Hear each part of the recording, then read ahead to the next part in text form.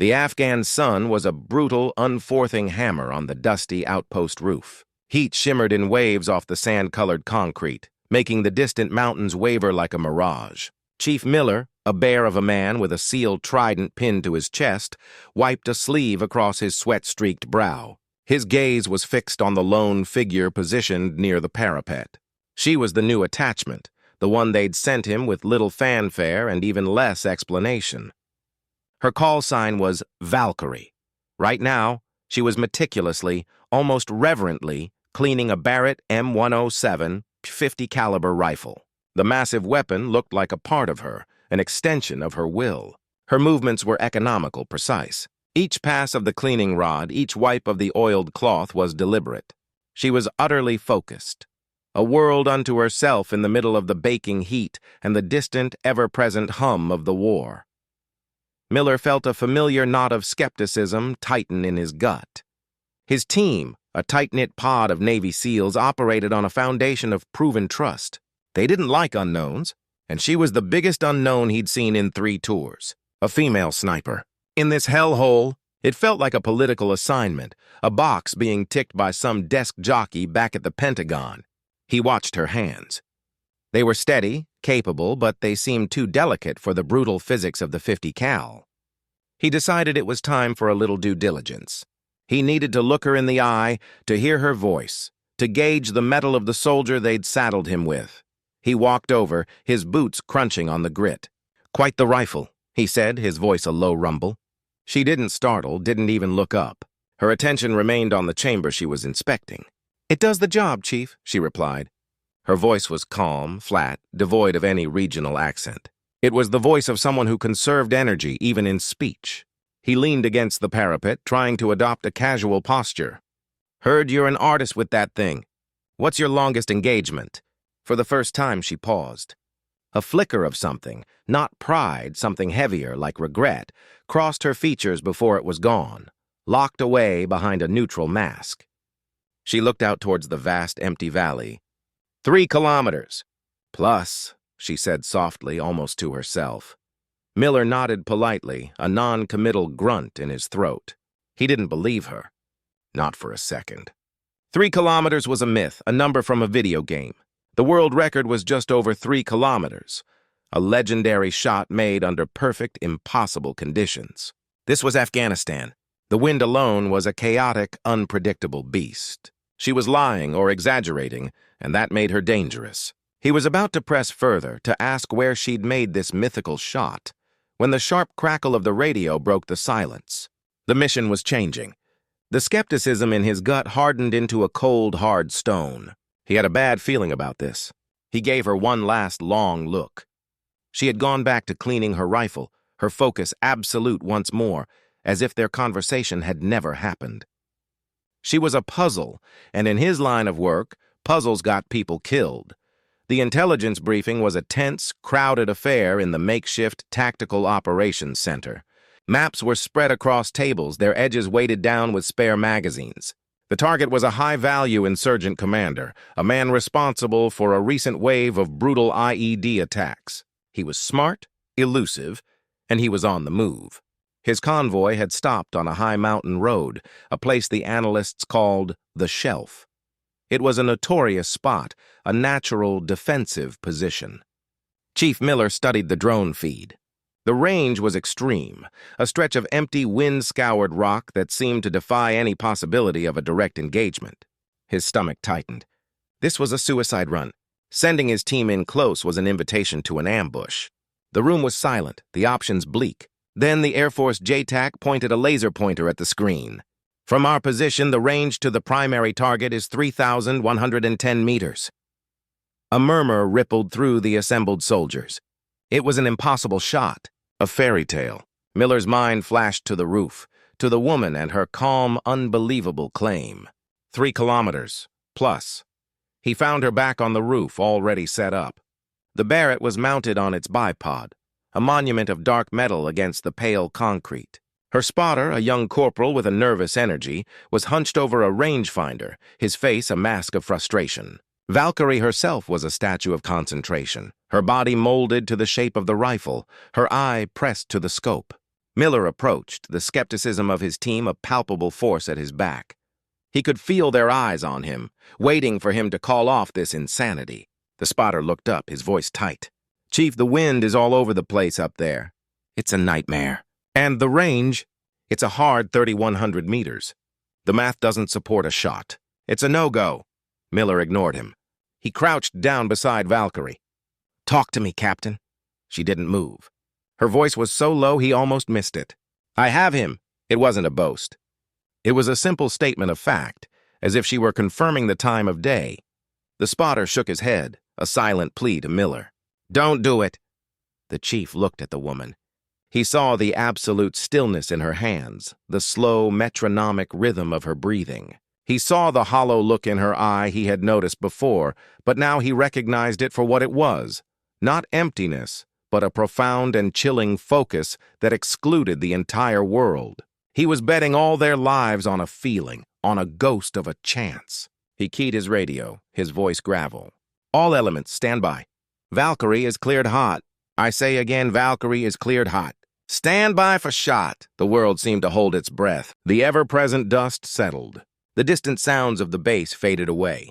There was only the wind and the woman behind the rifle. Miller watched her finger, resting lightly on the trigger. There was no tension, no white-knuckled grip. It was a gentle touch, a lover's caress. He saw the subtle expansion of her lungs, the pause at the top of her breath. And then it happened. The rifle roared.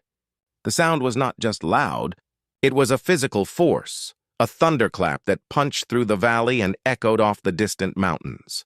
The massive cartridge case spun out, glinting in the sun. Miller's binoculars were glued to the distant convoy. For 3 heartbeats, nothing. Then, the lead vehicle, the one with the commander, suddenly swerved violently, its front end dipping as if hitting an invisible wall. It crashed into the rock face in a silent, distant bloom of dust and metal. Chaos erupted on the radio. Confirmation started to trickle in. "Skywatch confirms. Hit. Target is down. Confirmed kill." The spotter was staring at Valkyrie, his mouth agape. Miller slowly lowered his binoculars. He looked at the woman. She was already working the bolt, chambering another round, her face still devoid of any emotion. The shot, the impossible world-altering shot, was just another line in her logbook. The chief felt the solid ground of everything he knew about warfare shift beneath his feet. Who was she? The silence that followed the shot was heavier than the gun's recoil. Back inside the dust-choked Tactical Operations Center, the air was electric with a disbelieving energy. Radio chatter crackled, voices overlapping with confirmations and stunned exclamations. Chief Miller stood apart from the celebration, his eyes fixed on Captain Eva Rostova. She was already packing her gear, her movements methodical and devoid of the triumph that filled the room. She looked hollowed out, the intense focus replaced by a profound emptiness. An intelligence officer, a grizzled man named Davis with a career's worth of secrets etched on his face, approached Miller. He held a sealed file folder, its cover stamped with bold red letters. "You look like you've seen a ghost, Chief," Davis said, his voice a low murmur meant only for Miller. He slid the file across the table. "That's because you have." Miller opened the folder. The contents were sparse, heavily redacted, but the essential facts were stark and undeniable. It was an after-action report from an operation codenamed Silent Serpent. The location was Syria. The target was a high-ranking Russian general, a man responsible for orchestrating a series of brutal proxy attacks. The asset was Captain Eva Rostova, and there, in black and white, was the number that made Miller's breath catch in his throat. Longest confirmed kill, 3,247 meters. The world record. It wasn't a boast. It was a cold, hard, classified fact. The report detailed the shot, the conditions, the strategic impact. It had single-handedly stalled an enemy advance. But it also contained a final chilling addendum, a security assessment. The words high-value target and non-official cover advised were stamped in bold. The enemy knew her name. They knew her face. Her existence, her old life, had been erased for her protection and the protection of those she loved. He looked up from the damning, glorious file. His eyes found Eva again. She was standing by a dusty window, not looking out at the base, but at a small, worn photograph she held in her palm. From his distance, Miller could see it was a picture of a child. A little girl with bright blonde hair and a gap-toothed smile, laughing at something unseen. The contrast was jarring. The woman who held the world record for the longest kill, a legend in the shadowy world of special operations, was looking at a photograph of a little girl as if it were the most precious and painful thing she had ever seen. In that moment, the puzzle pieces clicked into place with a devastating finality. The flat voice, the emotional distance, the hollow look after the shot, it wasn't a lack of feeling. It was the weight of an unbearable sacrifice. She wasn't just a soldier. She was a mother living as a ghost, her greatest victory costing her everything that truly mattered. The skepticism he had felt curdled into a deep, shameful respect. He had doubted a weapon. Now, he was beginning to understand the person and the immense, lonely cost of her duty. The celebration in the talk felt distant and muffled, like noise from another room. Chief Miller's world had narrowed to the single, stark image of the woman by the window and the devastating truth contained in the file. He watched as Ava carefully, almost reverently, tucked the photograph back into a zippered pocket on her sleeve, a secret kept close to her heart. She turned from the window, her eyes scanning the room and briefly meeting his. There was no recognition in her gaze, no shared triumph. It was the look of a professional acknowledging another professional, nothing more. She shouldered her rifle case and walked out, leaving the buzz of victory behind her as if it were toxic. Miller found his team outside, gathered near their Humvee. The mood was different now. The initial shock had worn off, replaced by a low, speculative murmur. "Lucky shot," Petty Officer Davis was saying, spitting a stream of tobacco into the dust. "A 1-in-a-million wind gust. You can't replicate that." Others nodded, their ingrained skepticism reasserting itself. The shot defied their understanding of physics, of their own hard-won experience. It was easier to believe in a fluke than in a reality that upended everything they knew. "Who is she, Chief?" another SEAL asked. "Really?" Miller looked at their faces, young and old, all etched with the same doubt he had felt just an hour before. He couldn't tell them about the file. That was classified, her secret to keep. But he had to bridge the chasm between them. Their next mission, their very lives, could depend on their trust in her. He found her later, in the shadowy corner of the motor pool designated for weapons maintenance. She had disassembled the Barrett completely, each part laid out on a clean mat with the care of a surgeon. The massive bolt, the heavy barrel, the complex trigger assembly, she cleaned them with a ritualistic precision. Miller pulled up an ammo crate and sat nearby, not speaking, just watching. He saw the way her hands, which seemed so delicate, moved with absolute authority over the powerful machinery. He noticed a faint, almost imperceptible tremor in her fingers as she applied oil to a spring. It was there for just a second before she consciously stilled it. This was the cost. The immense pressure of that focus, the toll of holding a world record shot steady in your mind and body, it left a mark. She wasn't a machine. She was a person, pushing herself to a limit few could even comprehend. Finally, he spoke, his voice low. "That was some fine shooting, Captain." She didn't look up. "It was the shot that was required, Chief." Her answer was neutral, deflecting praise. He tried a different tack. "The team, they're impressed." This time she paused, setting down the cleaning rod. She looked at him, and for the first time he saw a flicker of something raw in her eyes. It wasn't anger, but a deep, weary understanding. "They don't need to be impressed," she said. "They just need to know I won't miss." In that moment, Miller understood the burden she carried. The record wasn't a point of pride. It was a benchmark of expectation. Every time she picked up that rifle, she was expected to perform a miracle. The weight of that .50 caliber rifle was nothing compared to the weight of the legend that now followed her. He simply nodded, a silent communication passing between them. He would handle his team. She would handle the impossible. The night was cold, a sharp contrast to the oven-like heat of the day. A brilliant canopy of stars stretched over the outpost, indifferent to the small, tense dramas unfolding below. Chief Miller found he couldn't sleep. The image of the photograph, the little girl's laughing face, was seared into his mind.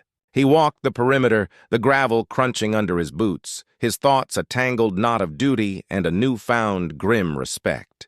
He found her on the same rooftop, but she wasn't cleaning her rifle. She was just sitting, her back against the parapet, the Barrett in its case beside her like a silent guardian. She was looking up at the stars, her profile pale in the moonlight. He almost turned away, not wanting to intrude, but she spoke without looking at him. "Can't sleep either, Chief?"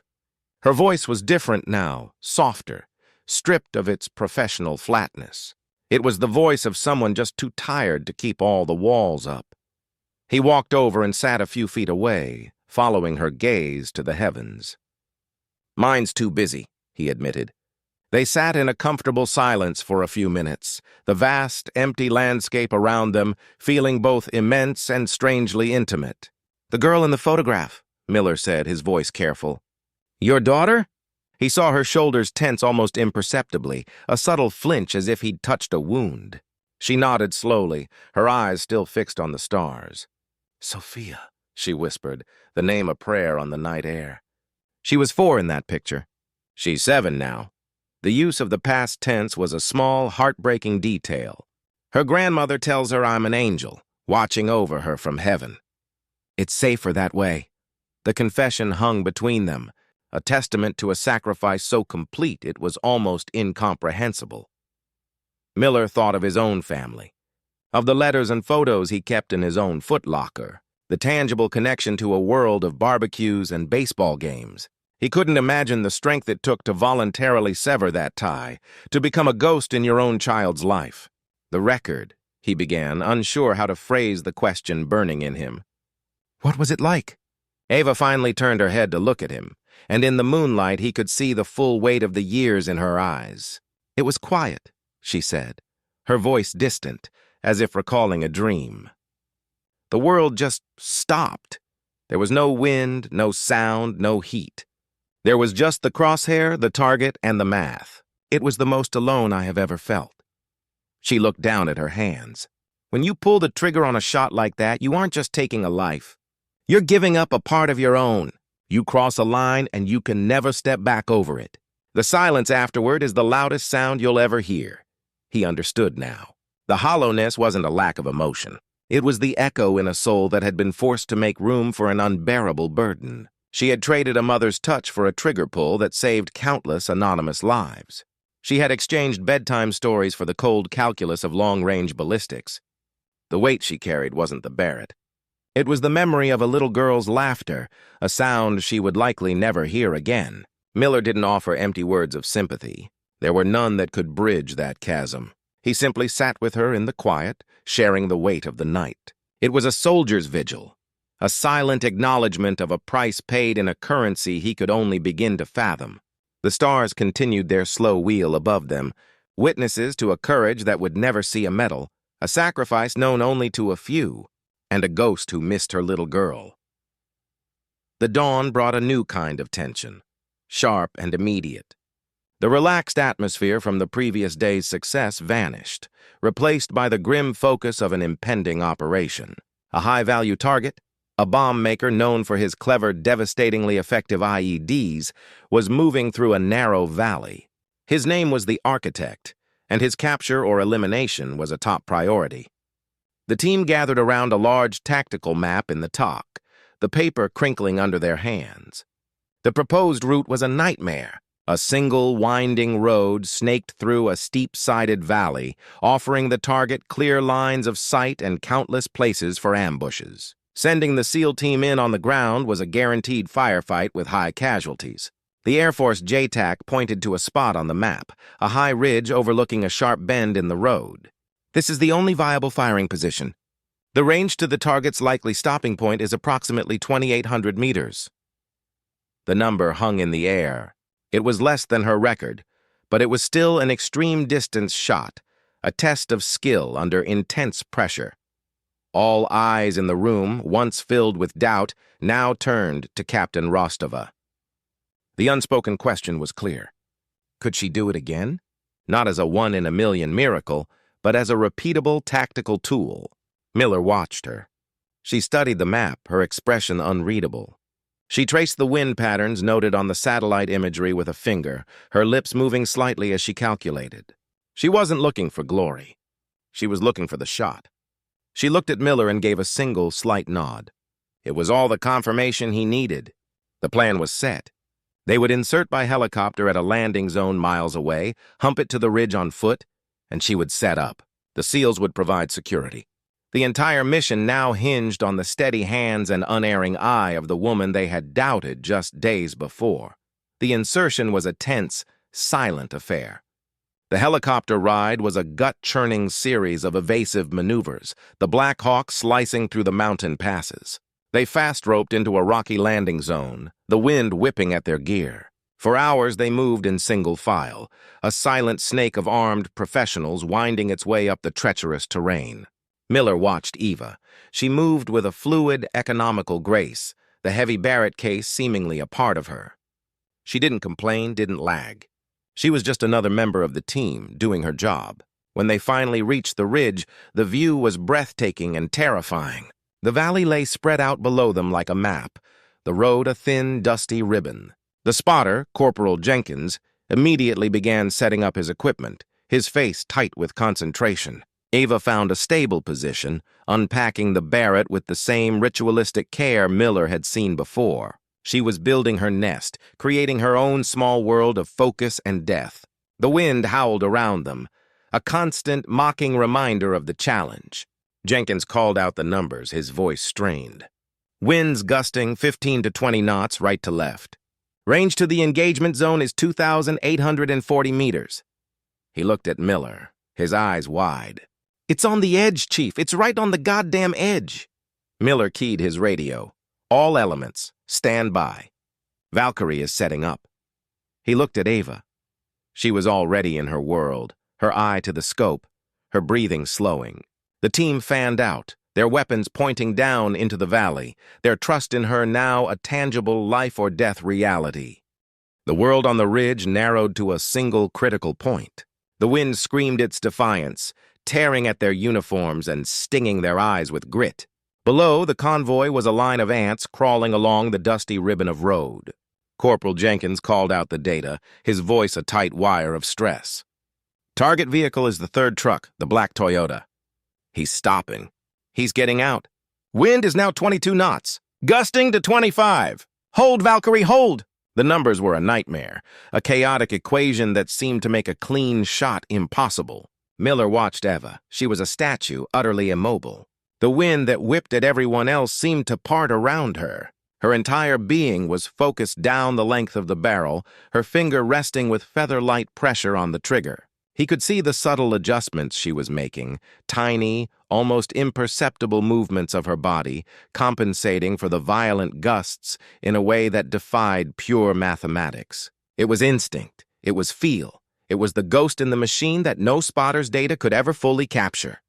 Chief, Jenkins hissed, his face pale. The math is soup.